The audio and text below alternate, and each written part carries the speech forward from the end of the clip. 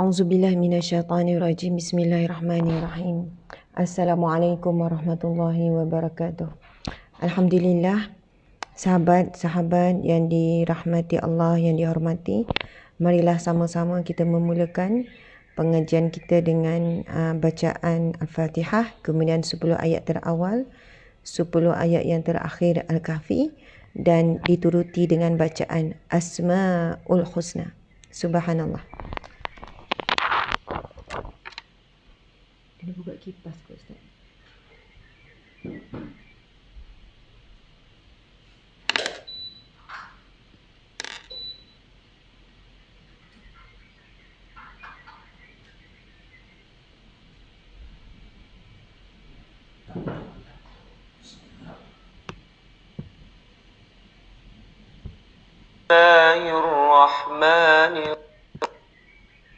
Bismillahirrahmanirrahim.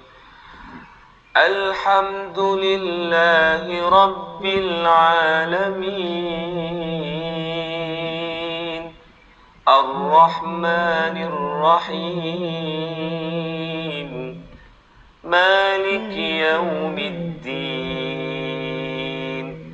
Iyyaka na'budu wa iyyaka nasta'in. اهدنا الصراط المستقيم صراط الذين أنعمت عليهم غير المغضوب عليهم ولا الضالين.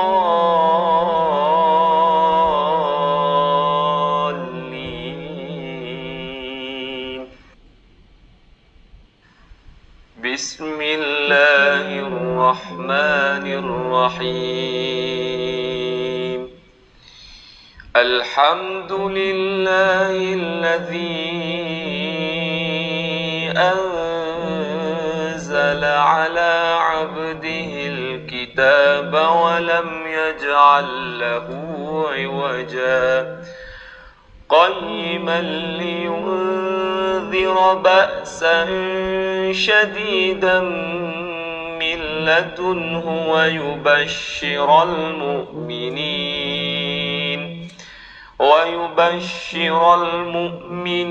الذين يعملون الصالحات أن لهم أجرا حسنا ماكثين فيه أبدا وينذر الذين قالوا اتخذ الله ولدا ما لهم به من علم ولا لآبائهم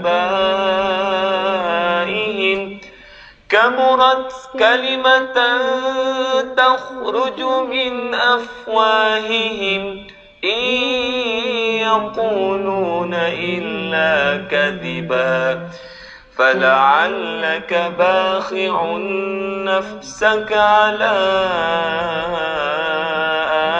آثارهم إن لم يؤمنوا بهذا الحديث أسفا إنا جعلنا ما على الأرض زينة لها لنبلوهم أيهم أحسن عملا وإنا لجاعلون ما عليها صعيدا جرزا أم حسبت أن أصحاب الكهف والرقيم كانوا من آياتنا عجبا إذ آوى الفتية إلى الكهف فقالوا ربنا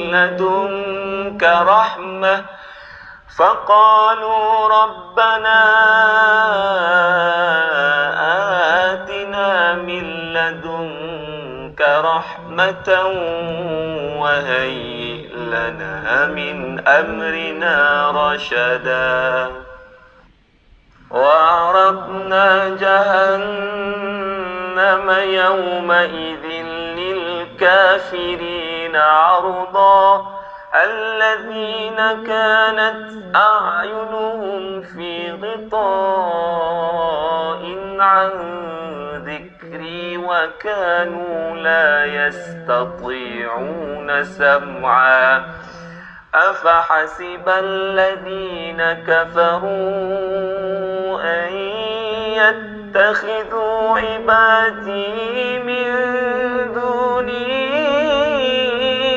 أولياء إنا أعتدنا جهنم للكافرين نزلا قل هل ننبئكم بالأخسرين أعمالا الذين ضل سعيهم في الحياة الدنيا وهم يحسبون أنهم يحسنون صنعا أولئك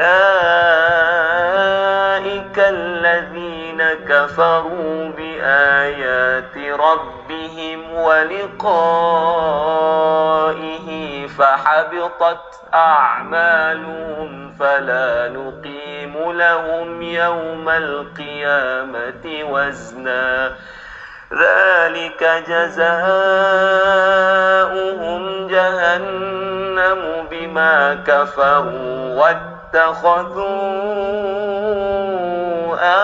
آياتي ورسلي هزوا إن الذين آمنوا وعملوا الصالحات كانت لهم جنات الفردوس نزلا خالدين فيها لا يبغون عنها حولا قل لو كان البحر مدادا لكلمات ربي لنفد البحر قبل أن تنفد كلمات ربي ولو جئنا بمثله مددا قل إنما أنا بشر مثلكم يوحى إلي أنما إلهكم إله واحد فمن كان يرجو لقاء ربه فليعمل عملا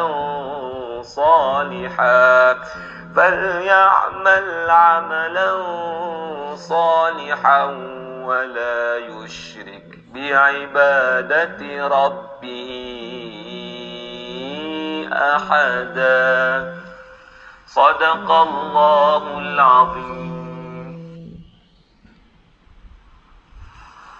أسألك يا من هو الله الذي لا إله إلا هو الرحمن الرحيم الملك القدوس السلام المؤمن المهيمن العزيز الجبار المتكبر الخالق البارئ المصور الغفار القهار الوهاب الرزاق الفتاح العليم القابض الباسط الخافض الرافع المعز المذل السميع البصير الحكم العدل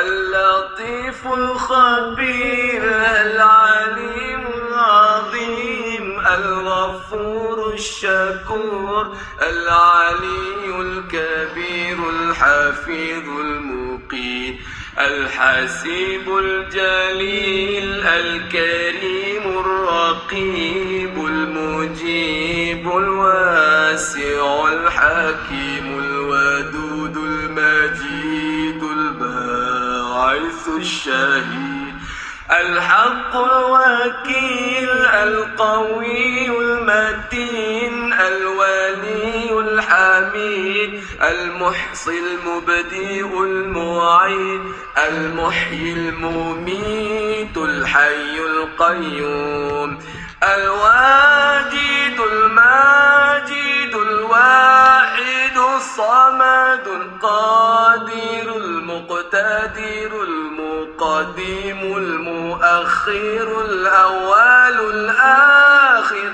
الظاهر الباطن الوالي المتعالي البار التواب المنتقم العفو الرؤوف المالك. الله أكبر الله أكبر الله أكبر الله أكبر. Subhanallah, alhamdulillah, Allahu Akbar. A'udzubillahi minasyaitanirrajim. Bismillahirrahmanirrahim. Assalamualaikum warahmatullahi wabarakatuh. Alhamdulillah. Alhamdulillahi rabbil alamin. Wassalatu wassalamu ala asyrafil anbiya'i wal mursalin wa ala alihi wa sahbihi ajma'in. Alhamdulillah, muslimin muslimat yang saya hormati, yang saya kasihi. Siapapun anda, apapun latar belakang anda, apapun sejarah hidup anda, apapun kedudukan anda saat ini, masih lagi belum hijrah ataupun dalam proses hijrah, masih lagi struggle untuk tinggalkan maksiat. Saya pun sama, tuan-puan sekalian. Saya sama sahaja dengan sahabat. Jadi, Masya Allah, saya ingin menyatakan bahawasanya daripada hati yang dalam, saya sayang semua, saya hormati semua, saya kasihkan semua kerana Allah, kerana Rasulullah sallallahu alaihi wasallam. Kita memperjuangkan syurga bukan untuk diri kita, bukan untuk keluarga saja. Tetapi kita nak perjuangkan syurga untuk seramai mungkin, untuk semua orang, Masya Allah. Kerana hidup di dunia ini tidak ada apa-apa jaminan dan tidak ada sesuatu yang boleh dibandingkan dengan nikmat syurga Allah. Jadi kita bila berjuang untuk syurga bagi orang ramai, kita sebenarnya sedang perjuangkan syurga bagi diri kita. Amin ya rabbal alamin. Subhanallah, daripada awal tadi kan kita dah mula dengan Al-Fatihah, kemudian kita mula 10 ayat awal Al-Kahfi, 10 ayat terakhir Al-Kahfi. Kemudian kita sambung dengan Asmaul Husna. Dan saya sementara tu saya tengok komen-komen. Saya tengok komen-komen anda. Kan? ada komen di FB, ada komen di IG. Dan bila saya tengok komen-komen di IG, di FB, saya subhanallah rasa sungguh bahagia. Pertama, masing-masing saya lihat macam dah berkawan dalam alam maya walaupun tak kenal. Ada yang bagi salam, ada yang jawab. Kemudian ada yang mendoakan, selamat pagi Khamis, lepas tu dia doa-doa. Lepas tu ada orang yang akan jawab amin, amin ya rabbal alamin. Ada yang assalamualaikum sahabat alamaya, assalamualaikum. Masya Allah, anda berkasih sayang dan saling menegur walaupun saling tak kenal. Ketahuilah bahawasanya semua itu menjadi saksi di mahsyar kelak. Ketahuilah bahawasanya perbuatan anda saling menyapa dan saling menjawab itu bukanlah sia-sia. Dirakam dan dicatat oleh Allah melalui para malaikatnya. Jadi, itu bukan menyapa yang biasa. Kan, menyapa untuk meraihkan orang yang baru hadir pada pagi ini. Kan, orang yang rasa macam segan-segan nak komen sebelum ini. Masya Allah. Kemudian ada yang baru masuk tadi kan. Dia tanya, ini surah apa? Masa baca Al-Kahfi ayat yang pertama, ayat 1 hingga 10, ada yang tanya, ini surah apa ya? Kemudian ada yang jawab Al-Kahfi, Al-Kahfi, Al-Kahfi. Masa tu saya macam tersenyum. Saya rasa sungguh bahagia. Saya bukan rasa macam, ya Allah, ada lagi ke yang tak tahu ini surah Al-Kahfi? Tak, saya tak rasa macam tu. Saya rasa macam, Masya Allah, bahagianya dan gembiranya saya hari ini ada orang akan mengenali nilai 10 ayat terawal surah Al-Kahfi. Hari ini ada orang yang mungkin akan belajar satu perkara yang dia belum tahu sebelum ini. Jadi berbahagialah kerana anda bantu share live kita. Anda mungkin kerana keikhlasan anda, kalian semua ni ikhlas menuntut ilmu, maka Allah lorongkan ramai lagi orang untuk sama-sama hadir. Masya Allah. Saya sendiri pun kena jaga niat saya. Kena teguh, kena jaga niat sungguh-sungguh. Sahabat pun sama, kita sama-sama jaga niat supaya kita sentiasa dalam hidayah, dalam petunjuk, dalam redha Allah Subhanahu Wa Taala. Masya Allah, terima kasih. Banyak doa-doa tu, Masya Allah. Jadi saya nak sentuh sikit sahabat. Tadi yang bertanya, mungkin dia tak biasa dengar ataupun dia sebenarnya tiba-tiba tak perasan itu surah apa. Kenapa saya mulakan setiap pagi dengan Al-Fatihah, kemudian 10 ayat terawal Al-Kahfi dan 10 ayat terakhir Al-Kahfi. Masya Allah, dengan harapan bila anda hadir daripada awal, kita akan mula lepas ni dalam 6.45 ataupun 6.50, macam tu lah. Bayangkan jika setiap pagi anda hadir kuliah ini 5 kali seminggu kan, hari Isnin sampailah hari Jumaat. Bayangkan kalau anda dengar dan ikuti, insya Allah 1 bulan, 2 bulan anda akan hafal. Subhanallah, itu target kita. Mula-mula dengar, cuba ikut. Insya Allah nanti akan hafal. Subhanallah, apakah kelebihan 10 ayat terawal dan 10 ayat yang terakhir? 10 ayat terawal dan 10 ayat terakhir surah Al-Kahfi ni. Boleh tak siapa-siapa tuliskan? Masya Allah, ada yang kata sedang berusaha. Ada siapa-siapa boleh tulis? Apakah kelebihannya? Tulis, saya nak tengok komen masing-masing. Apa kelebihan kita membaca surah Al-Kahfi 10 ayat awal dan 10 ayat terakhir? Saya sedang nak tengok. Ya, saya pun sayang semua. Sayang semua.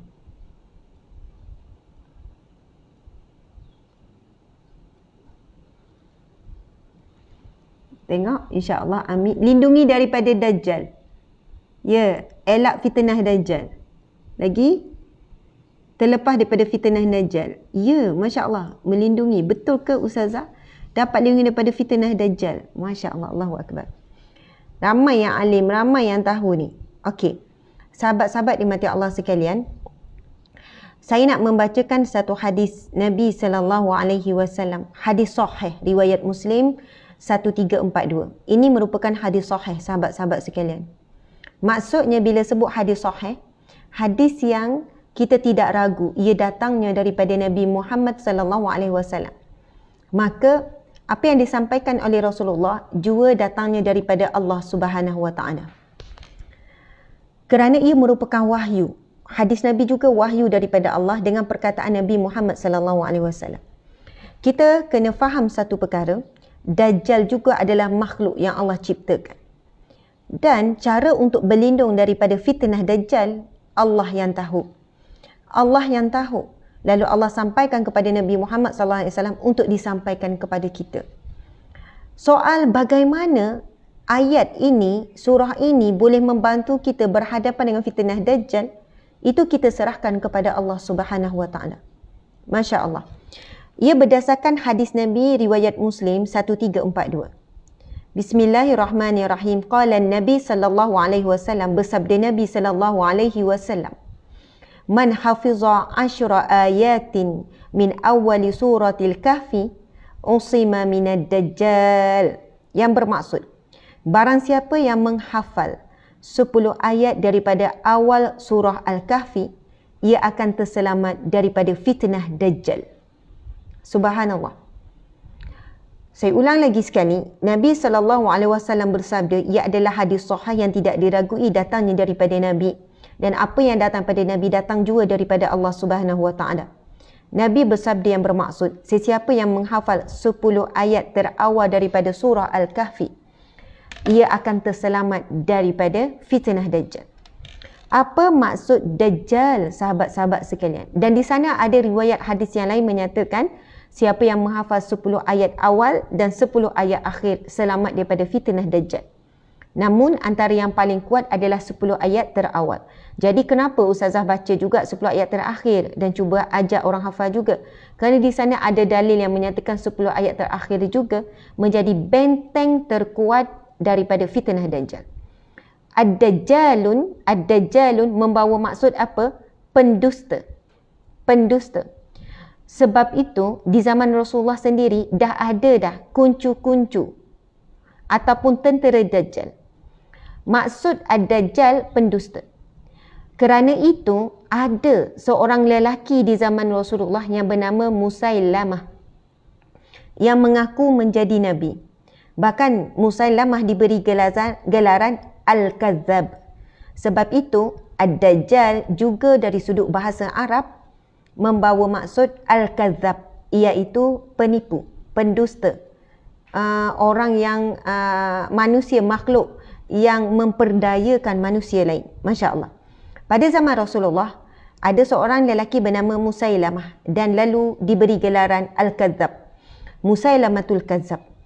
Dia mengaku menjadi seorang Nabi. Pernah dia mengutuskan utusan dan menyampaikan surat kepada Nabi SAW supaya mengiktiraf dia juga salah seorang Nabi. Masya Allah. Kemudian Nabi mengantarkan utusan. Nabi menghantarkan utusan daripada sahabat Nabi, seorang yang beriman, seorang yang soleh. Cuma saya lupa, mungkin Encik Suami boleh cari. Nabi hantarkan utusan untuk menyampaikan apa jawapan Rasulullah. Dan akhirnya Musailamah dan juga nak kata tentera ataupun puaknya, orang yang menyokongnya, menyeksa utusan ini sehingga mati. Membuatkan Nabi sangat duka cita dan sangat bersedih. Tuan-puan sekalian, kuncu-kuncu Dajjal telah pun jelas keluar pada zaman Rasulullah lagi. Masya Allah. Mungkin bagi kita, Ad-Dajjal, Al-Masihud Dajjal. Kenapa sebut Al-Masih? Kan kita, subhanallah, di akhir zaman nanti, insya-Allah, wallahu alam, kita sempat atau tidak. Tapi kita yakin dan percaya bahawasanya Nabi Isa Al-Masih akan menyelamatkan umat Islam. Nabi Isa Al-Masih akan menyucikan daripada bumi ini kekufuran. Nabi Isa Al-Masih, subhanallah, akan mengalahkan Dajjal Al-Masih. Kenapa diberi gelar Dajjal Al-Masih? Kerana Dajjal juga menyerupakan dirinya sebagai orang yang suci, orang yang bersih, orang yang membawa petunjuk, orang yang membawa khabar gembira, orang yang makhluk yang membebaskan manusia daripada kesengsaraan, yang memberikan nikmat. Dan Allah memberikan kelebihan kepada Dajjal ini untuk menguji keimanan. Masya Allah, Allahu Akbar. Jadi muslimin muslimat sekalian, kemungkinan kita tidak sempat untuk berjumpa dengan Dajjal Al-Masih. Tetapi percayalah, sejak daripada zaman Nabi Muhammad SAW sehinggalah berlalu tahun demi tahun, sehingga 1443 tahun hijrah dah kita, sentiasa ada tentera Dajjal yang sedang menyiapkan kekuatan mereka untuk menyambut keluarnya Ad-Dajjal, Al-Masihud Dajjal. Subhanallah. Jadi sahabat-sahabat yang dirahmati Allah sekalian, antara kuncu-kuncu Dajjal yang kita tidak sedar, fitnah yang berlaku pada hari ini. Penipu-penipu, pendusta, orang-orang munafik, Yahudi, Nasrani semua tu memanglah itu tentera mereka lah. Kan? Dan kita tahu hari ini dah ada dah kekuatan tentera yang disiapkan oleh Bani Israel, oleh Yahudi untuk buat persiapan keluarnya yang mereka nantikan, iaitu Ad-Dajjal. Allahu Akbar.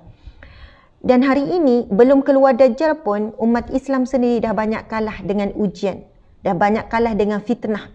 Fitnah COVID ataupun wabak COVID-19 ini satu ujian yang berat, satu fitnah yang berat sahabat-sahabat sekalian.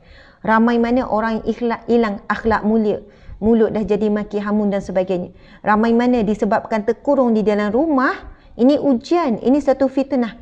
Akhirnya terjebak dengan video-video yang tidak baik. Sebelum tu tak pernah tengok video lucah, jadi tengok sampai ketagih. Sebelum itu tak pernah buang masa tengok movie ke movie. Akhirnya sebab tak keluar daripada rumah, waktunya berlalu begitu saja. Berlaku kekasaran rumah tangga, keganasan rumah tangga, berlakunya penceraian dan sebagainya. Ingatkan bila duduk dalam rumah sama dengan anak, makin pulih hubungan kasih sayang dengan anak. Tapi tak, ibu ayah makin kuat marah anak sampai anak trauma, tak sabar nak pergi sekolah, tertekan duduk di rumah. Subhanallah, Allahu Akbar, macam-macam. Subhanallah, kita tahu antara yang dipesan oleh Rasulullah SAW bila tiba fitnah Dajjal, dan kita tidak tahu berapa lama, kerana satu hari pertama Dajjal kan keluar, maksudnya terlepas daripada ikatan dia tu, satu hari pertama umpama seperti 40 tahun encik suami. 40 tahun ke 4 bulan ya? Peringkat awal kan satu hari Dajjal menyamai setahun. Betul? Masya Allah, tuan-puan sekalian, maksudnya tak tahu berapa lama sebenarnya jumlah sebenar Dajjal akan menguasai sebelum kan Imam Mahdi, sebelum Nabi Isa alaihissalam. Dalam tempoh tersebut, antaranya yang dipesan oleh Rasulullah, ikat, berdiam di dalam rumah.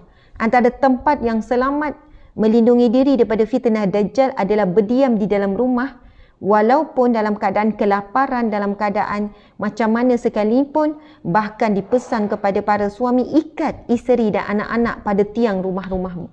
Masya Allah. Dan bila datang wabak COVID-19 ini, Allah sedang melatih kita untuk berdiam di rumah, tak keluar daripada rumah.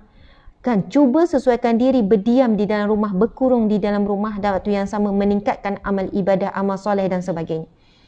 Mudah-mudahan nanti bila keluar betul Dajjal dalam tempoh kita tak tahu, dan bahayanya sudah tentu lebih bahaya daripada fitnah wabak COVID-19 ini sendiri, kita tetap teguh, berdiam, redha, bersedia. Sebab apa? Manusia yang diuji Allah untuk bertemu dengan fitnah Dajjal, inilah golongan antara yang terkuat di kalangan umat Islam, yang terpilih untuk berhadapan dengan fitnah Ad-Dajjal. Subhanallah, Allahu Akbar. Okey, antaranya hadis Nabi SAW. Rasulullah SAW menyebut tentang Dajjal sampai kita berkata, "Ya Rasulullah, berapa lama dia di bumi?" Rasulullah menjawab, ini hadis sahih riwayat Muslim ya, selama 40 hari. Hari seperti setahun, hari seperti sebulan, dan hari seperti seminggu, dan seluruh harinya seperti hari-hari kalian. Mereka berkata, pada hari itu apakah memadai bagi kamu solat seperti sekarang? Kata Nabi, tidak. Maka hendaknya solat sebagaimana kadar seperti biasanya. Subhanallah. Nabi menjelaskan ada harinya Dajjal itu, walaupun satu hari umpama seperti 40 hari. Satu hari umpama seperti 40 hari. Dan ada satu hari umpama seperti seminggu. Maksudnya lamanya satu hari bagi Dajjal itu, satu hari menyamai 40 hari bila Dajjal itu berada dan keluar. Allahu Akbar. Anggaran lebih kurang setahun. Wallahu alam, tuan-puan yang dirahmati Allah sekalian. Ketika itu Dajjal boleh mengubah suatu kawasan. Satu kawasan yang subur menjadi kering kontang. Manakala satu kawasan yang kering kontang boleh jadi subur dan sebagainya. Dan Dajjal boleh menghidupkan orang mati, akan menyeksa dan sebagainya, dengan tentera-tenteranya yang sedang menguasai bumi, yang sedang menguasai segala-galanya. Tetapi tuan-puan sekalian, sebab itu kita kena berjuang untuk menghafal 10 ayat awal Al-Kahfi dan cuba memahami.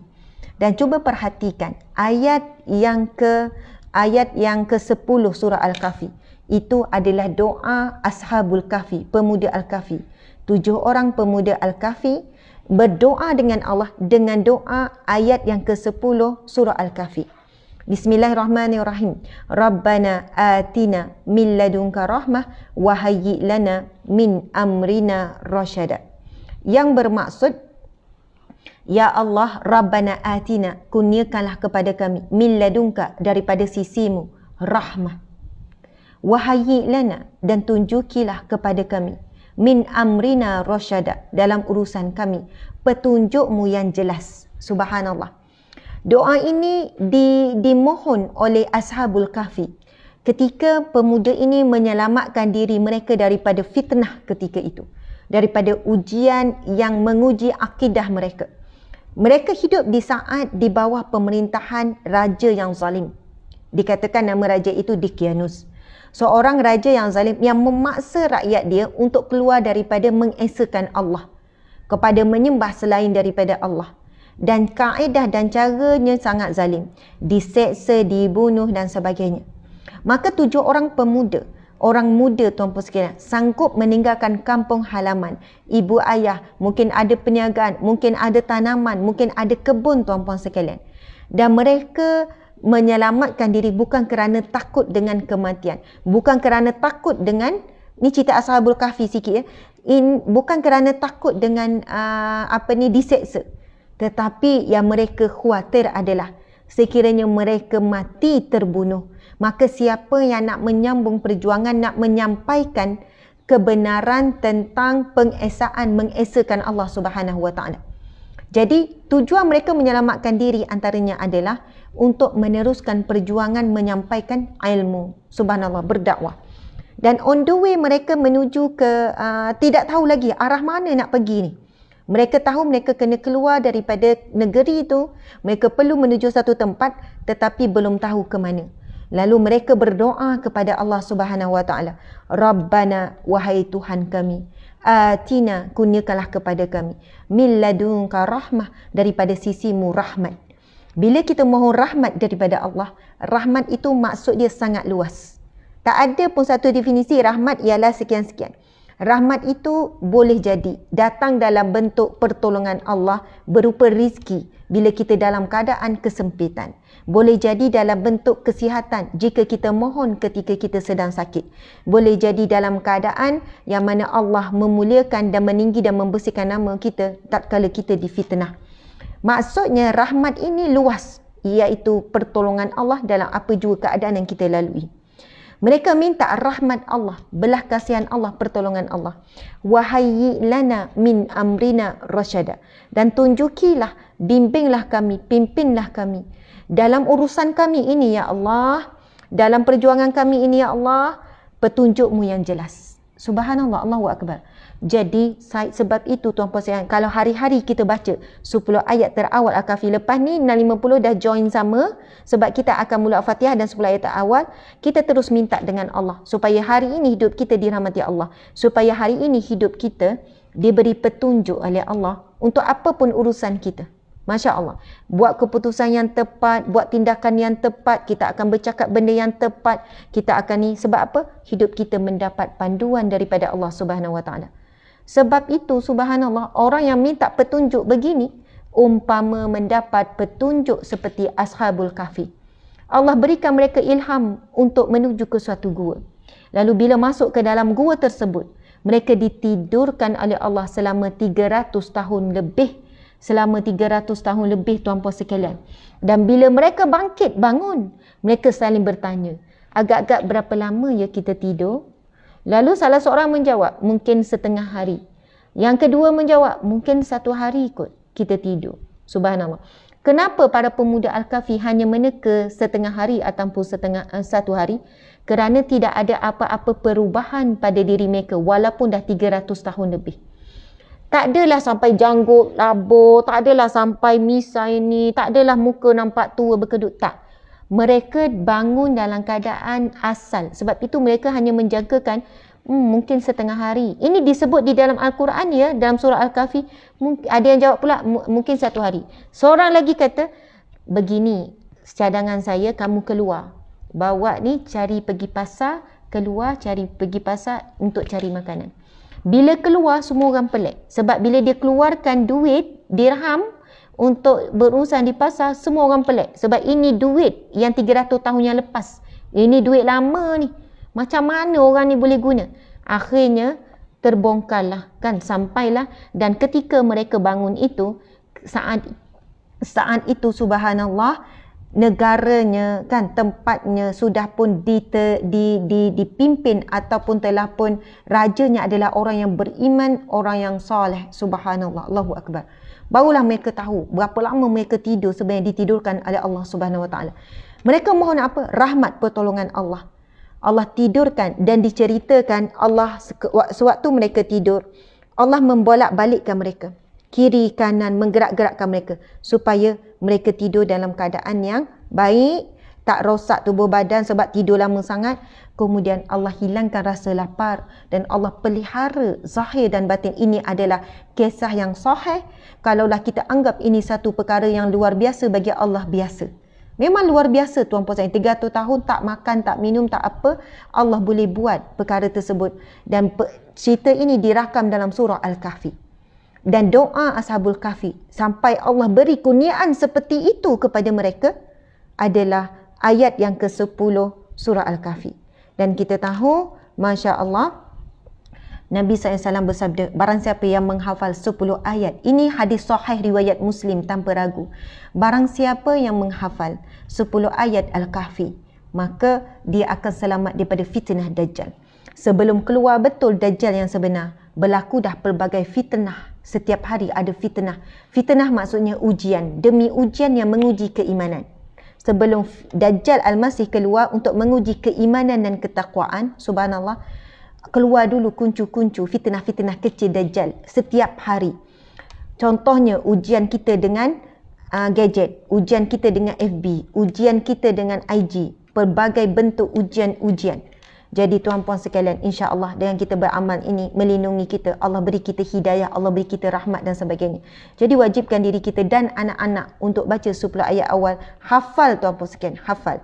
Insya-Allah masuk dalam grup Sahabat Dunia Akhirat bersama Ustazah Asma tu, saya memang akan menekankan berkenaan supaya semua ahli grup hafal lancar 10 ayat terawal Al-Kahfi. Ada banyak plan sebenarnya, belum mula saja. Mungkin anda kata, masuk tak ada apa-apa aktiviti. Belum ada aktiviti tu sebab admin masih lagi dalam proses untuk approve. Memang permohonan masuk sangat banyak. Sampai belah-belah ribu, puluh ribu. Jadi sabar, nanti dah insya-Allah kita akan mula pengisian esok, ambil barakah hari Jumaat. Okey.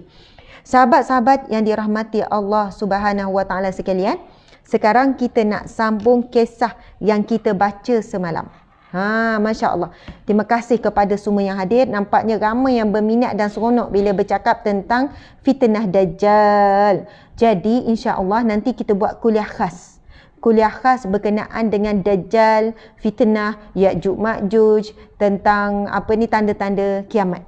Saya study dulu, saya baca dulu, saya rujuk dulu kan, ad-dukhan, asap tu, kemudian kemarau 2 tahun berturut-turut, amalan apa untuk menghadapinya dan sebagainya. Subhanallah. Tapi hari ni kita dah dapat satu ilmu, masya-Allah. Ada yang tanya grup di mana Ustazah, jangan lupa approve saya Ustazah. Nanti ada orang share. Saya ada buat baru saja sempena 1 Muharram baru ni, kita buat FB tertutup, close group untuk perempuan, wanita saja. Saya tak nak orang lelaki ada dalam tu. Sebab itu admin ni dah ada 10 orang admin. Duduk approve, check dulu profil anda. Masya Allah, siapa yang tak ada akaun FB, buat akaun, letak profil betul-betul, gambar perempuan, letak nama yang betul-betul, nanti kita approve. Sebab dalam tu saya nak berkongsi benda-benda yang saya jarang share di khalayak umum, sebab nak menjaga biar sesama muslimat saja dalam tu. Okey, sahabat yang dirahmati Allah sekalian, alhamdulillah kepada semua yang hadir. Campur IG dengan FB lebih kurang dalam 7,000 juga ni. Kan ni 6,000, ini dah 1,500, 6,000, 7,000, 8,000. Oh, dalam 8,000, subhanallah, 8,000 lebih. Alhamdulillah, mudah-mudahan Allah berikan kita istiqamah. Baiklah. Sekarang kita nak pergi kepada kitab Riyadhus Salihin kita. Sekarang buka siapa yang baru hadir, baru kenal. Okey, Ustazah, ini kuliah apa pagi-pagi? Ini adalah kuliah kitab Riyadhus Salihin dan hari ini merupakan siri yang ke-38, tak silap saya Ustaz ya. Siri yang ke-38 ataupun 39 dah, siri yang ke-39, kitab Riyadhus Salihin, Taman Orang Soleh. Ini adalah kitab yang disusun oleh Imam Nawawi, ulama muktabar yang besar. Kitab ini telah diterjemahkan kepada beratus bahasa menjadi rujukan umat Islam di seluruh dunia. Maksud Taman Orang Soleh supaya bila kita baca kitab ini kita sedang berada di kalangan orang soleh, orang baik, dan insya-Allah itulah ciri utama untuk menempatkan diri di dalam syurga Allah Subhanahu Wa Taala. Jadi kitab ini dia membicarakan merangkumi pelbagai ilmu akidah, ilmu ibadah dan juga ilmu tasawuf, iaitu ilmu akhlak. Dan hari ini kita menyambung kisah yang kita baca semalam, sebab kisah tu panjang kan. Kalau siapa yang baru hadir hari ini, saya akan baca sikit kisah tu daripada awal, yang mana kisah ini ia ada kaitan dengan bab akidah. Masya Allah. Dan tolonglah kita sampaikan kepada anak kita kisah yang disampaikan oleh Rasulullah SAW. Dan ini kisah daripada hadis yang sahih. Okey, mari kita sambung. Saya baca dulu sikit sebab saya nampak ada peningkatan dan mungkin ada orang baru hadir dan tak dengar yang semalam. Okey. Ertinya, kita boleh share lagi ya perkongsian ni. Saya minta sahabat-sahabat tolong tekan butang share sebab ramai juga tak dapat notification dan moga lebih ramai yang boleh mendengarkan. Tujuan utama bukan nak bangga dengan jumlah kehadiran yang ramai, bukan nak berbanding-banding nak ni. Tujuan subhanallah mudah-mudahan lebih ramai yang dapat manfaat, boleh kenal dan boleh dengar hadis Nabi yang sahih dan boleh tahu kisah-kisah yang sangat menakjubkan daripada Rasulullah sallallahu alaihi wasallam. Okey. Qala Nabi sallallahu alaihi wasallam, bersabda Nabi sallallahu alaihi wasallam. Diriwayatkan daripada Suhaib radhiyallahu anhu bahawa Rasulullah sallallahu alaihi wasallam bersabda, terdapat seorang raja di kalangan umat sebelum kamu dan dia ada seorang ahli sihir. Tatkala ahli sihir telah tua, dia berkata kepada raja, sesungguhnya aku telah tua. Dia berkata, sesungguhnya aku telah tua, maka utuskanlah kepadaku seorang budak lelaki untuk aku mengajar ilmu sihir kepadanya. Faham ya? Nabi bercerita, ini kisah yang sahih daripada Nabi SAW. Nabi cerita suatu ketika dahulu, zaman dahulu kala, sebelum diutuskan Nabi SAW. Masya Allah, ada seorang raja yang ada ahli sihir. Sampailah ahli sihir ni dah pun tua. Bila dah tua, ahli sihir kata, wahai raja, berikanlah aku seorang budak lelaki untuk aku ajarkan ilmu sihir. Dan ini biasa. Macam kita tengok kisah Fir'aun sendiri. Dia ada ahli sihir. Pemerintah-pemerintah, raja-raja terdahulu, ahli sihir itu sebagai tanda kekuatan. Lagi ramai ahli sihir, lagi pakar ahli sihir dan sebagainya. Kerana itu mereka boleh mengawal kan rakyat, boleh mengawal orang lain melakukan kezaliman dan sebagainya. Lalu raja pun mengutuskan seorang budak lelaki untuk diajar olehnya. Ini saya baca ni tuan-puan sekalian. Ini hadis Nabi, maksudnya tuan-puan sekalian cuba bayangkan bagaimana kaedah Nabi melakukan dakwah kepada sahabat. Nabi menggunakan pelbagai metod dakwah kepada sahabat. Ada ketikanya Nabi menggunakan hadis Nabi dalam berbentuk teguran. Ada berbentuk amaran. Ada hadis Nabi berbentuk galakan. Berbentuk mengajak. Berbentuk menceritakan tentang kelebihan-kelebihan syurga dan sebagainya. Ada ketikanya Nabi menggunakan metod apa? Cerita, kisah. Bayangkan ya, Nabi SAW cerita ni panjang. Nabi depan para sahabat bercerita. Sebab itu bila kita berdakwah kepada orang, menyampaikan ilmu pada orang, guru-guru, ibu ayah sendiri, dalam kita menyampaikan ilmu kepada anak murid, mesti ada selingan kisah-kisah. Sebab manusia memang suka dengar cerita. Sebab itu manusia hari ni seronok tengok drama, seronok tengok movie. Walaupun kita dah tahu dah hujung cerita Hindustan ni mesti macam ni. Hujung cerita drama Melayu ni mesti macam ni lah. Dah boleh agak dah. Hujung cerita Mak Saleh pun dah boleh agak dah apa yang berlaku ni. Hero mesti menang juga ni. Kan sebab manusia ni walaupun dah tahu dah tapi suka cerita. Dan Nabi SAW menyampaikan cerita yang sahih daripada Allah, ilham daripada Allah kepada kita. Jadi kita guna metod Rasulullah SAW ini. Okey, kita tengok. Raja pun mengutuskan kepadanya seorang budak lelaki untuk diajar olehnya. Sementara itu, di tengah jalan budak itu dari rumahnya ke tempat ahli sihir. Apabila budak itu melalui jalan tersebut, ada seorang rahib. Budak itu pun duduk kepada rahib dan mendengar kata-katanya. Lalu kata-kata rahib itu mengagumkan budak itu. Jadi tuan-puan sekalian, kita dah bincang dan jelaskan panjang lebar pasal rahib ni semalam. Siapa yang nak tahu siapakah rahib? Rahib itu ahli kitab. Rahib itu ahli ibadah yang masih berpegang dengan kitab Nabi yang sebelumnya. Jadi mereka ini ada di kalangan yang menjaga kesucian. Mereka tidak mensyirikkan Allah. Jadi keterangan siapakah rahib itu boleh tengok, boleh dengar kuliah semalam. Kan macam mana ada rahib di zaman Rasulullah sallallahu alaihi wasallam yang membuktikan bahawa Rasulullah itu benar-benar seorang nabi. Masya Allah, benar-benar seorang Nabi. Sahabat sekalian, minta maaf, saya terlintas sebab soal Kahfi tadi. Soal Kahfi, sebab nuzul dia memang ada kaitan juga dengan ada seorang lelaki di zaman Rasulullah SAW yang mendengar dan hadir kuliah Nabi untuk mendengar cerita-cerita yang pelik untuk hadir. Macam itulah. Dia dengar untuk dengar cerita-cerita Nabi. Tapi dia orang yang munafik. Tujuan dia hadir untuk mencari kekurangan, untuk membuktikan bahawa Muhammad itu bukan Nabi. Dan satu hari, satu ketika, dia ni adalah seorang, macam gini, Rasulullah kan banyak bercerita. Kemudian dia juga adalah seorang pencerita di kalangan Bani Quraisy, di kalangan orang kafir musyrik di Mekah. Dan ramai juga orang kerumun dia untuk dengar-dengar cerita. Jadi, dia pergi musafir, saya tak ingat ke Madinah ke ataupun ke negara lain. Untuk tujuan apa tuan-puan sekalian? Untuk berjumpa dengan seorang rahib. Masya Allah, seorang rahib. Yang mana dia kata, dia jumpa rahib ni, dia kata, okey, di tempat negeri aku ni ada seorang yang bernama Muhammad ni. Kan, seorang Muhammad ni. Dia mengaku dia sebagai seorang Nabi. Kemudian dia suka menyampaikan berita-berita yang pelik, cerita-cerita yang aneh dan sebagainya. Lalu dia bertanya, apakah yang boleh aku tanyakan dia sebagai membuktikan dia Nabi atau tidak? Dia Nabi atau tidak? Macam tu tuan-puan sekalian. Kemudian rahib ini memberikan kepadanya, encik suami mungkin boleh cari 3 soalan rahib tu. Lalu rahib ini bertanya. Rahib ni kata, baiklah, kamu tanya 3 soalan ini kepada Muhammad tersebut. Jika dia boleh jawab, maka dia benar-benar seorang Nabi.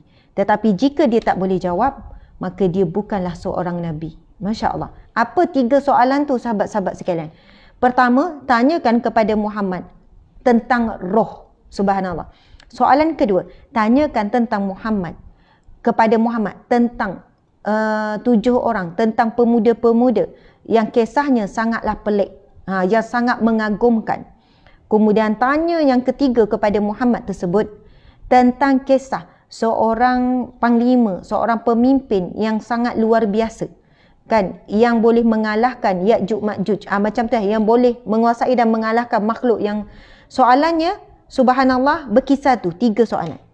Tuan-puan sekalian, bila balik beberapa orang lelaki munafik Quraisy ni ke Mekah, lalu mereka bertanya kepada Rasulullah di hadapan khalayak ramai, wahai Muhammad, aku bertanya kepadamu 3 soalan. Masya Allah, disaksikan oleh beberapa orang. Lalu ketika itu, bila Nabi dengar 3 soalan dan Nabi memang tidak tahu apakah jawapannya.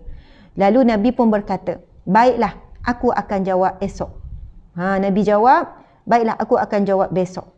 Ini memang jelas disebut dalam hadis Nabi. Ini kisah yang sahih tuan-puan, tidak ada keraguan. Nabi kata, baiklah, aku akan jawab besok. Dan kerana Nabi SAW lupa untuk menyebut perkataan insya-Allah, insya-Allah aku akan jawab besok, akhirnya Allah uji Nabi Muhammad SAW. Tidak ada wahyu yang disampaikan melalui malaikat Jibril untuk menjawab soalan tersebut. Daripada sehari demi sehari demi sehari demi sehari sehingga dikatakan 2 minggu ataupun 2 bulan. Encik suami, saya lupa tu. Maksudnya tertangguh wahyu tu, Allah tak beri jawapan melalui malaikat Jibril selama, saya tak silap saya, 2 minggu. Kan? 14 hari, wallahu a'lam, nanti encik suami cari. Subhanallah, muslimin muslimat dimati Allah sekalian. Sehingga kan apa orang musyrik Mekah cakap ketika itu pada Nabi dengan perkataan yang sangat menghiris hati. Sebab bila mereka datang besok, sebab Nabi Muhammad kata esok aku akan jawab. Tetapi kerana Nabi tak sebut perkataan insya-Allah, dan itu menjadi teguran Allah Sehingga dalam Al-Quran Allah sebut sekiranya Nabi Muhammad sebut insya-Allah, dan kerana Nabi Muhammad tak sebut insya-Allah dengan izin Allah, kan Nabi Muhammad terus cakap esok aku akan berikan jawapan, ghadan, tak sebut insya-Allah. Lalu Allah didik Rasulullah, kan sebab tak sebut dengan izin Allah tersebut, maka tertangguh wahyu malaikat Jibril tak beri jawapan. Masya-Allah. Masa tu orang musyrik cakap apa pada Rasulullah? Muhammad penipu. Muhammad bukan Nabi. Tengok dia tak boleh jawab. Kata hari ni tak beri jawapan. Esok pun tak beri. Lusa pun tak beri. Sampai berapa hari tak beri. Makin teruk fitnah, kejian, makian, hinaan, cecaan, pelian daripada kaum musyrik Mekah. Sehinggalah satu ketika, subhanallah, datanglah wahyu daripada malaikat Jibril memberi jawapan kepada 3 persoalan tersebut. Masya Allah. Dan 2 jawapan terkandung dalam surah Al-Kahfi, yang mana turunnya kisah Ashabul Kahfi, menjawab soalan yang kedua. Yang ketiga iaitu dalam surah Al-Kahfi juga berkenaan dengan Iskandar Zulkarnain. Masya Allah. Dan soalan tentang roh dijawab dalam surah sebelum Al-Kahfi, surah Al-Isra. Ya, surah Al-Isra. Sebelum Al-Kahfi surah Al-Isra kan, Encik Suami? Subhanallah, diberi jawapan dalam surah Al-Isra. Masya Allah. Tuan-puan yang dirahmati Allah sekalian. Jadi saya teringat tu sebab kau nak tangguh kan takut tak teringat. Itulah dia antara sebab nuzul surah Al-Kahfi, menjawab persoalan musyrik Mekah. Maka ketika itu orang yang beriman bertambah keimanan, dan ada orang yang beriman dengan kerasulan Nabi SAW.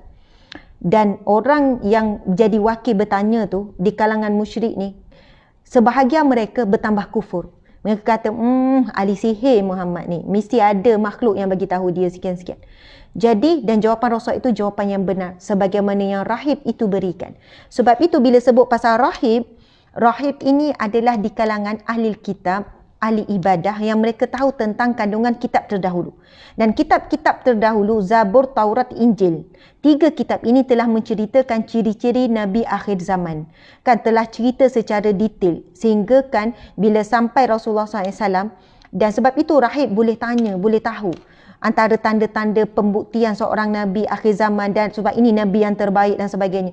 Tetapi bagi orang munafik dan orang musyrik, walaupun dah jelas bukti-bukti tanda kenabian kepada Nabi Muhammad SAW, mereka tetap mendustakan Nabi SAW kerana sombong. Kerana sombong, tuan-tuan sekalian. Okey, mari kita tengok. Kenapa saya sebut sombong? Sombonglah yang menyebabkan terhalangnya iblis, syaitan untuk mentaati perintah Allah. Sebab sombong. Kalau nak kata syaitan, iblis ni, mereka dah tengok syurga. Mereka dah tengok syurga. Betapa indahnya syurga. Dan mereka juga telah diperlihatkan Allah neraka, betapa azabnya neraka. Dan mereka sendiri boleh berinteraksi direct dengan Allah. Mereka tahu Allah Subhanahu, kenal Allah Subhanahu Wa Taala melebihi kita. Beriman ataupun mengakui tentang keesaan Allah melebihi kita. Tetapi kerana apa syaitan memilih untuk kufur, dan syaitan memilih untuk masuk ke dalam neraka, tuan-puan sekalian. Syaitan ini dari kalangan jin. Jin yang kafir. Jin ada yang soleh, ada yang beriman, ada yang bertakwa. Ini dalam surah Al-Jin. Jadi tuan-puan sekalian, yang menghalang syaitan, walaupun mereka dah tengok syurga, dah tengok neraka, kenal Allah lebih daripada kita. Mereka pernah, di kalangan jin yang pernah mendiami syurga. Kerana sombong. Sombong. Bila Allah perintahkan supaya sujud, bukan sembah Allah saja, cuma buat ritual ataupun kaedah sujud kepada Adam sebagai memulakan makhluk Allah yang terbaik ini. Apa jawapan syaitan kepada Allah? Sesungguhnya nahnu minnar, kami ini daripada api, dan Nabi Adam itu daripada min turab, daripada tanah. Dia menghinakan kejadian manusia itu daripada tanah kerana merasakan api itu jauh lebih baik. Dan banyak lagi lah yang menyebabkan kesombongan. Sebab itu Allah perintahkan dan Allah beri amaran kepada kita, wala tamshi fil ardi maraha, jangan kamu berjalan di atas muka bumi ini dengan sombong.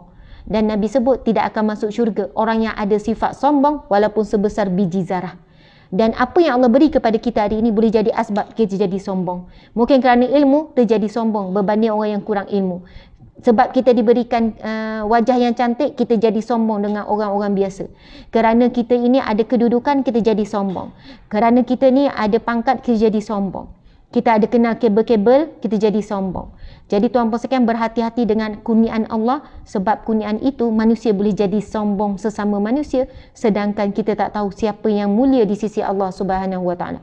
Okey, masya-Allah, minta maaf ya, saya jadi macam syarah tu jadi panjang. Okey, kita tengok lagi. Sambungan hadis ni yang kita nak baca ni, tinggal lebih kurang dalam 10 minit lagi. Sebelum pukul 8, kita cuba sebelum pukul 8 berhenti, sebab ramai orang mesej PM kata Ustazah kalau boleh sebelum pukul 8 berhenti. Sebab apa? Bukan nak suruh saya berhenti ceramah, sebab anak-anak dah masuk PDPR, jadi saya selalu tak dah nak habis. Okey, tak apa.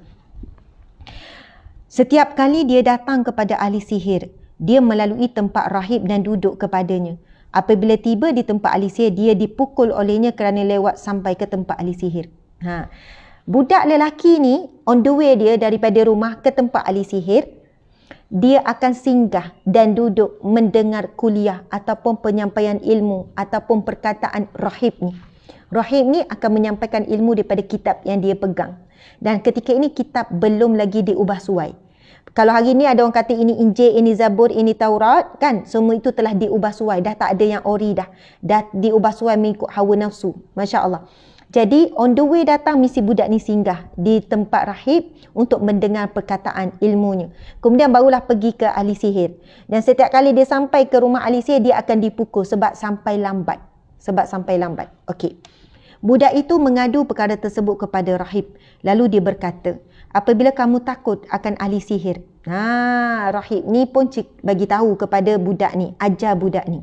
Kan, dia pun cerita kepada rahib, wahai rahib, kan, tak tahulah nama dia apa rahib ni, kan, pak cik ke dia panggil, wallahu alam, aku selalu dipukul oleh ahli sihir, macam mana, tapi aku nak singgah kepada kuliah kamu ni, contoh macam itulah. Lalu rahib ni pun berkata, apabila kamu takut akan ahli sihir memukulmu, maka katakan kepadanya, keluargaku telah menahanku, yakni menyebabkan aku lambat datang kepadamu. Apabila kamu takut pula akan keluargamu, maka katakanlah kepada mereka, ahli sihir telah menahanku. Masya Allah, Allahu Akbar. Okey, faham ya? Dia macam ni. Ini kisah daripada hadis Nabi yang sahih, sahabat-sahabat. Sebab saya nampak ada yang baru masuk, mungkin bela. Ustazah cerita pasal apa ni? Ini kisah sahih daripada Nabi SAW, kena dengar daripada awal. Nabi cerita tentang umat terdahulu. Okey. Ahli rahib ini, ahli kitab ini ajar kepada budak lelaki ni. Kalau kamu takut, kamu nak elak daripada kamu kena pukul dengan ahli sihir, kamu katakan kepada ahli sihir, aku lambat kerana aku ditahan oleh keluargaku. Maksudnya sebab keluarga lah aku jadi lambat. Mungkin keluarga suruh buat kerja dulu, boleh selesaikan urusan ni dulu, suruh pergi angkut air dulu ke. Maksudnya umum saja, kerana keluarga menahanku. Jadi disebabkan dia berhenti dulu dekat rahib, dan dia sampai lambat dekat ahli sihir, sudah tentu dia balik pun lambat. Nampak tak?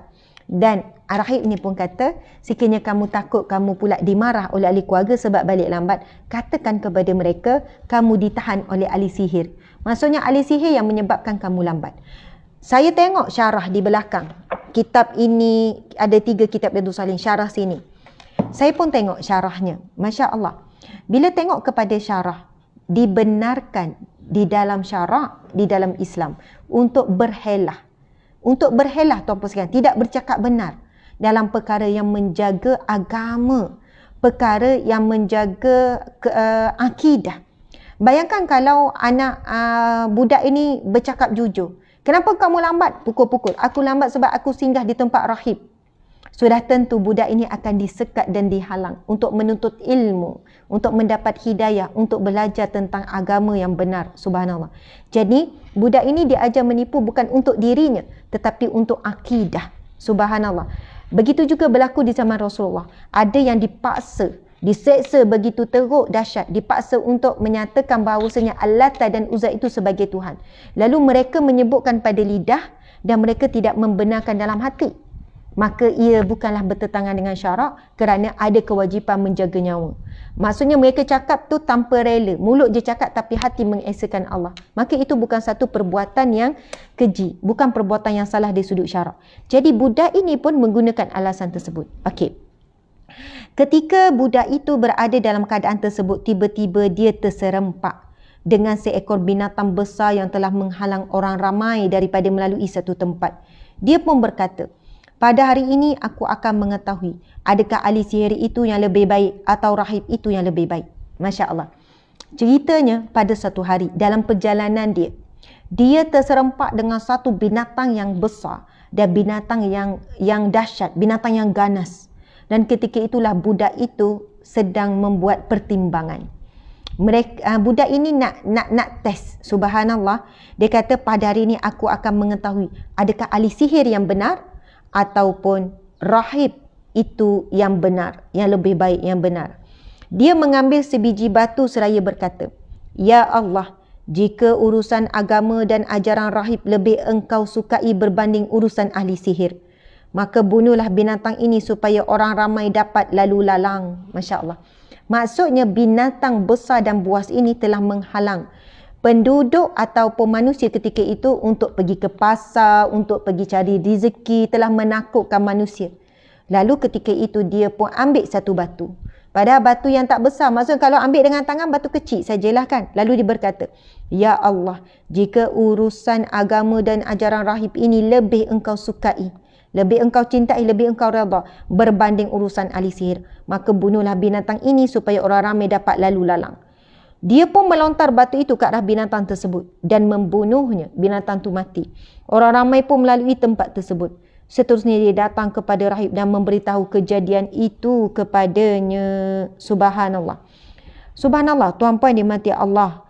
Akhirnya daripada peristiwa tersebut, orang ramai kan tengok budak ni guna batu je, baling, kemudian mati. Yang membuatkan binatang itu mati bukan kerana batu tu, tetapi Allah yang mematikan, Allah yang membunuh binatang itu dengan keyakinan anak ni untuk memberi jawapan kepada budak lelaki ini. Dan akhirnya orang-orang kampung yang melihat, orang ramai yang melihat kejadian itu memuji-muji dan mengagumi kanak-kanak ni, kanak lelaki ni, pemuda lelaki ni mengagumi. Okey, subhanallah. Bila berlaku peristiwa tu, dia pun pergi bercerita kepada rahib. Lalu rahib berkata, Wahai anak kesayanganku, kamu pada hari ini lebih baik daripadaku. Maksudnya kedudukan kamu telah diangkat oleh Allah. Darjat kamu dah diangkat. Sampai kamu dah diberikan kurniaan. Maksudnya ada karamah. Bila mohon dengan Allah, tu Allah tunjukkan. Tu Allah buktikan. Masya Allah. Sesungguhnya urusanmu, yakni kesempurnaan keyakinanmu dan kebenaran i'tiqadmu telah sampai ke tahap yang aku lihat. Sesungguhnya kamu akan diuji. Jika kamu diuji, maka jangan kamu tunjukkan kepadaku, yakni jangan kamu beritahu tentangku, kata rahib. Masya Allah. Allahu Akbar. Rahib ni kata apa pada budak ni? Kamu sudah sampai ke satu makam kedudukan yang lebih tinggi daripada aku. Dan kamu akan diuji oleh Allah Subhanahu Wa Taala. Maka apabila sampai ujian itu kepada kamu, jangan engkau dedahkan aku. Rahib ni kata, jangan dedahkan aku. Jangan cerita pasal aku. Jangan beritahu tentang aku. Subhanallah. Sahabat-sahabat, tiba-tiba saya teringat kisah Nabi Ibrahim AS dan ini kisah benar daripada hadis yang sahih. Masya Allah, Allahu Akbar. Dan disebut di dalam Al-Quran kisah ni. Bagaimana ketika Nabi Ibrahim AS sedang meyakinkan dirinya terhadap Allah Subhanahu Wa Taala. Sebagaimana budak ni, dia bukan menguji Allah. Dia bukan macam nak test. Kan sebenarnya kanak-kanak ini sedang meneguhkan keimanan dia. Dia dah percaya pada ilmu daripada rahib tersebut. Tetapi dia perlukan bukti, dia perlukan pembuktian, peneguhan. Jadi dia minta dengan Allah petunjuk. Jika engkau benar, jika rahib itu benar, maka bunuhlah binatang ni. Kalau ahli sihir benar, maka binatang ni tak akan terbunuh. Jadi Allah beri jawapan. Kisah Nabi Ibrahim AS. Satu ketika Nabi Ibrahim, dia mengambil seekor ke 2 ekor kisah Nabi Ibrahim dengan burung tu, Ustaz. Boleh tolong cari tak? Kasih Nabi Ibrahim bunuh burung, sembelih, kemudian potong kecil-kecil. Subhanallah. Nabi Ibrahim AS pernah burung disembelih. Saya tak siap, saya 2 ekor rasanya. 2 ekor. Rasa 2 ekor, Ustaz. Rasanya 2 ekor. Ustaz cari dulu. Kisah Nabi Ibrahim dengan membelah burung. Subhanallah. Nabi Ibrahim AS sembelih burung. Tak ingat, tak salah saya 2 ekor. Kemudian Nabi Ibrahim cincang halus burung tersebut. Cincang dan Nabi Ibrahim gaulkan. Gaul. Maksudnya burung dengan burung ni digaulkan. Okey, subhanallah. Kita tengok kisah ni. Subhanallah, Allahu akbar.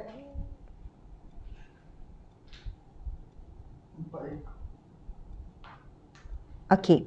Subhanallah, Allah berfirman. Allah Subhanahu Wa Taala berfirman. Ini kisah ni dalam surah Al-Baqarah ayat 260. Maksudnya kisah Nabi Ibrahim ni diceritakan di dalam Al-Quran. Jadi kisah ini tak diragui langsung. Tengok ya. Dan ingatlah ketika Nabi Ibrahim merayu dengan berkata, wahai Tuhanku, perlihatkanlah kepadaku bagaimana engkau menghidupkan makhluk yang mati. Masya Allah. Adakah Nabi Ibrahim tak percaya pada Allah? Tak percaya bahawasanya Allah boleh menghidupkan semula? Tak percaya bahawasanya lepas kita mati kita akan dihidupkan semula?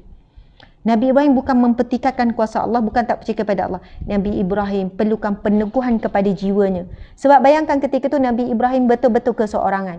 Ayahnya tak nak follow dia, dia seorang-seorang, dia masih muda, kan? Dia diperintahkan Allah untuk hancurkan berhala. Dan macam-macam lagi ujian Nabi Ibrahim AS. Dia nak dibakar dalam api. Jadi Nabi Ibrahim nak menguatkan dirinya, keteguhan dirinya untuk menghadapi apa jua ujian yang dia akan datang. Jadi Nabi Ibrahim minta supaya Allah perlihatkan kepadaku bagaimana engkau menghidupkan makhluk yang mati. Lalu Allah berfirman, adakah engkau belum percaya kepada kekuasaanku?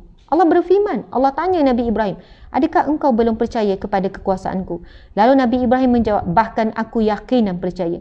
Akan tetapi aku memohon yang demikian ya Allah, supaya tenteram hatiku yang amat ingin menyaksikannya, supaya tenang, tak ada ragu-ragu sedikit pun.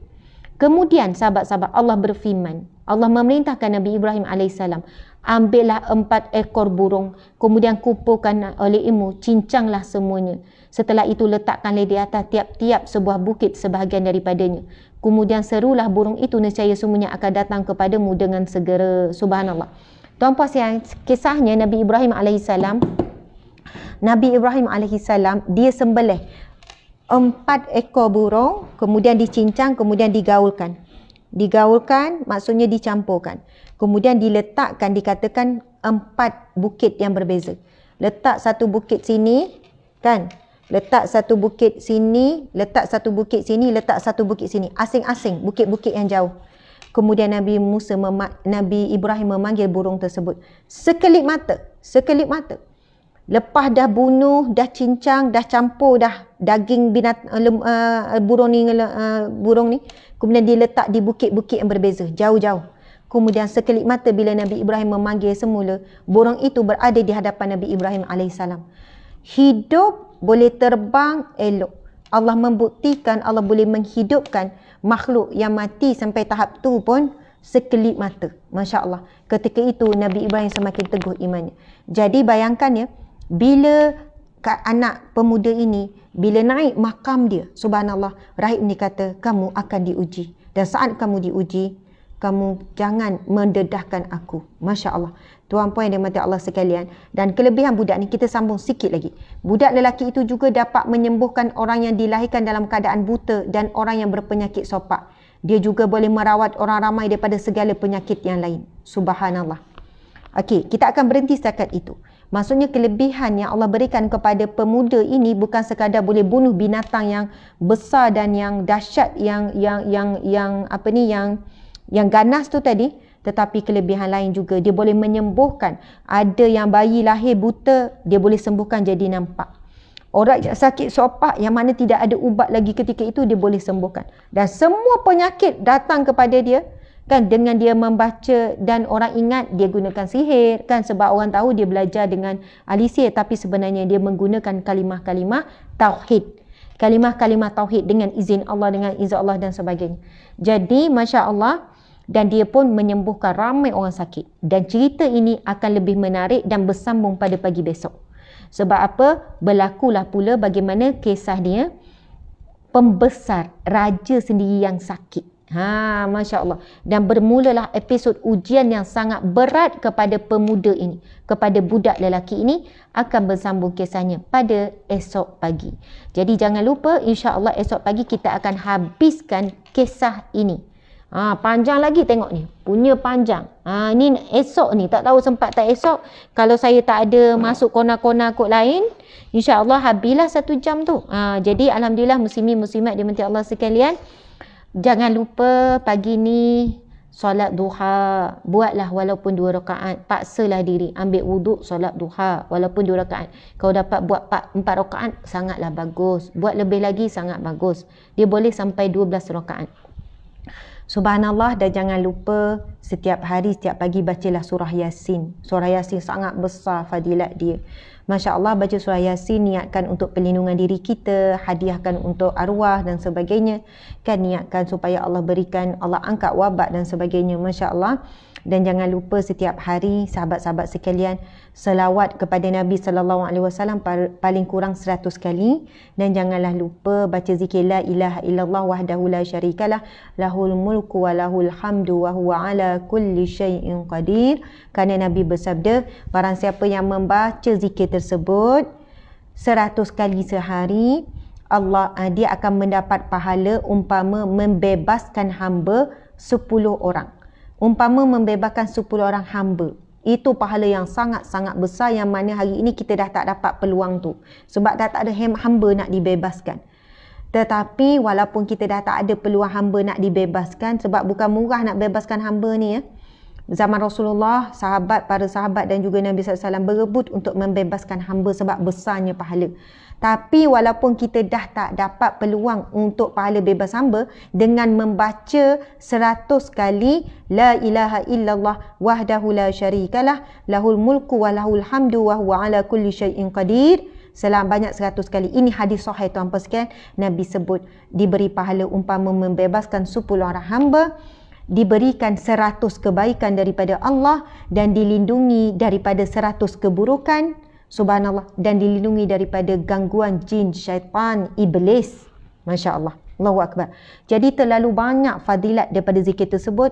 Saya dapat ilmu daripada seorang guru. Subhanallah, saya juga berusaha untuk setiap hari mesti habiskan. Kalau boleh awal pagi dah habiskan.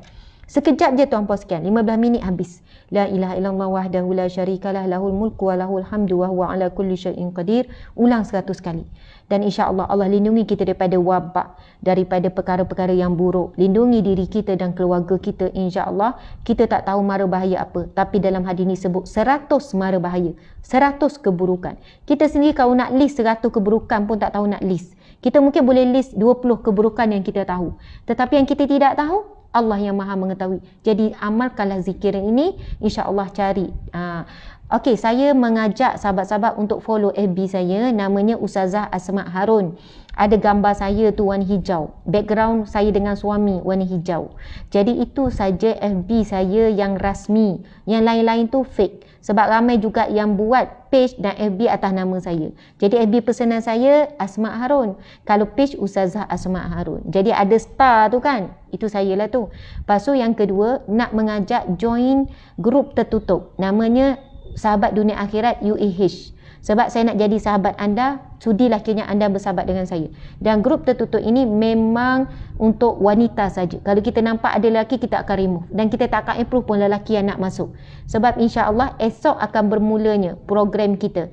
Pengisian di situ, yang mana pengisian yang saya cara dan kaedah tu saya tak gunakan untuk awam ni. Dan percuma je, jangan bimbang. Tak ada Ustazah ni trik nak suruh masuk, berbayar lah tu. Ustazah ada lah tu trik-trik dia. Tak, insya-Allah setakat ini memang niat kita adalah untuk tujuan tersebut. Alhamdulillah, tuan-puan dan puan sekalian, mohon maaf salah dan silap. Terima kasih kepada semua. Saya sayang semua kerana Allah, kerana Rasulullah sallallahu alaihi wasallam. I love you all so much. Kita tangguhkan kuliah kita dengan tasbih kafarah dan surah Wal-Asr. Bismillahirrahmanirrahim. Subhanakallahumma wa bihamdika asyhadu an la ilaha illa anta astaghfiruka wa atubu ilaik.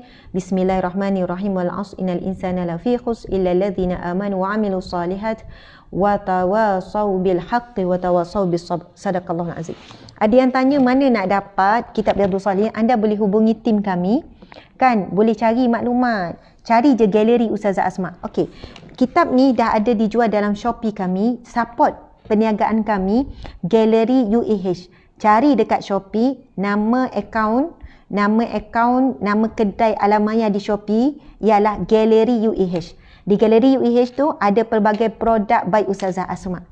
Kami sangat menghargai dan memerlukan sokongan anda. Belilah, ada macam-macam kat situ. Ada kerepek by Ustazah Asma. Ada kitab ni pun ada buku-buku yang lain lagi, ada jam azan, ada macam-macam produk, tudung, telekung semayang istimewa by Ustazah Asma. Sebenarnya dah setahun lebih dah, cuma kurang mendapat liputan lah. Tetapi hasil daripada perniagaan di akaun Shopee Galeri UAH tu, kami akan jana pendapatan tersebut untuk kelangsungan kerja dakwah, kerja amal.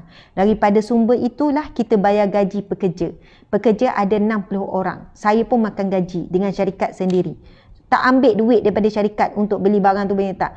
Sebab apa? Keperluan ramai di kalangan staf ini, sebahagian mereka buat kerja amal, kerja dakwah untuk menggerakkan NGO Sahabat Amal Care.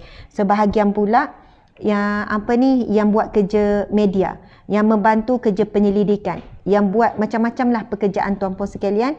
Tujuannya adalah untuk menjadikan gerak kerja dakwah dan kebajikan tersusun sistematik. Jadi kita memang ambil dan hire gaji bulan. Jadi subhanallah, terima kasih kepada yang selalu menyumbang dan shopping di Galeri UAH. Subhanallah, mudah-mudahan Allah lipat gandakan rezeki kalian, barakah dunia dan akhirat. Sekian, Assalamualaikum warahmatullahi wabarakatuh. Ya, sekarang hadis yang ke-6. Ya, betul. Siapa yang beli kitab Riyadhus Shalihin ni, sahabat-sahabat, walaupun jenis lain, Ustazah, saya tak dapat jenis tu, saya dapat yang lain. Saya dapat contohnya yang ni, Ustazah, contoh. Lepas tu ada juga yang jumpa yang ni. Ustazah, saya beli dengan orang lain sebab murah sikit. Ustazah, macam mahal sikit. Contoh saja saya bagi tahu ya. Tak ada masalah tak beli dengan kami. Tapi saya sarankan anda memiliki kitab Riyadhus Shalihin ini. Sebaik ini merupakan kuliah berkitab. InsyaAllah sampai habis kitab ni. Walaupun siri sampai 1000 pun, kita akan baca sama-sama sampai hadis yang terakhir. InsyaAllah. Amin ya Rabbal Alamin. Moga dipanjangkan umur dalam sihat. Okey, sekali lagi. Assalamualaikum warahmatullahi wabarakatuh.